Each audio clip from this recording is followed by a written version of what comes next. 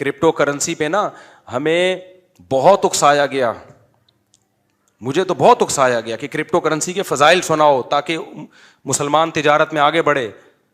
ہم نے کہا نہیں بھائی, اس میں ہمیں کنفیوژن ہے. نہیں یہ مفتی لوگ اصل میں دیر سے فتویٰ دیتے ہیں, اتنے تانے دیے ہمیں.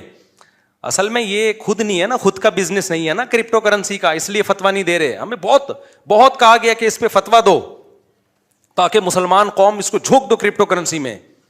ہم نے کہا بھائی ہمیں اطمینان نہیں ہے. ہم نے یہ نہیں کہا حرام ہے, ہم نے کہا بھائی جب تک 100% اطمینان نہیں ہوگا ہم اس بارے میں زبان.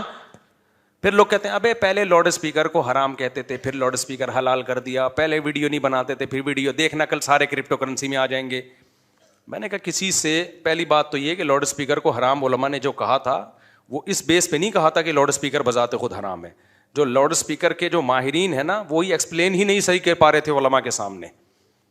وہ کہتے تھے یہ وہ آواز نہیں ہے بلکہ یہ الگ سے ریکارڈنگ آواز ہے, اس لیے علماء نے کہا ناجائز ہے. جب ان کی رائے تبدیل ہو گئی, انہوں نے کہا یہ وہی آواز ہے جو آپ کی آواز ہے جس کو اسپیکر بڑھا کے پیش کر دیتا ہے, تو علماء نے کہا ٹھیک ہے اس میں کیا خرابی ہے. تو ماہرین ہی کسی ایک رائے پہ جمع نہیں ہو رہے تھے, اس بیس پہ فتویٰ دیا تھا.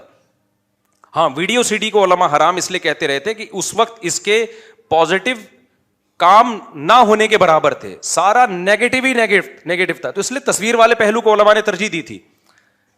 جب علماء نے دیکھا کہ بھائی اب اس کے پازیٹیو کام بھی بہت زیادہ ہو گئے ہیں تو فوراً رائے کو چینج کیا. یہ تو علماء کی خوبی ہے کہ اسی پرانی رائے پہ اڑے نہیں رہے. لیکن آپ کو اگر کسی قوم سے نفرت ہے تو اس کی خوبیوں میں بھی کیڑے تلاش کرو گے, اور کسی قوم سے محبت ہے تو اس کے کیڑوں میں بھی آپ کو خوبیاں نظر آئیں گے.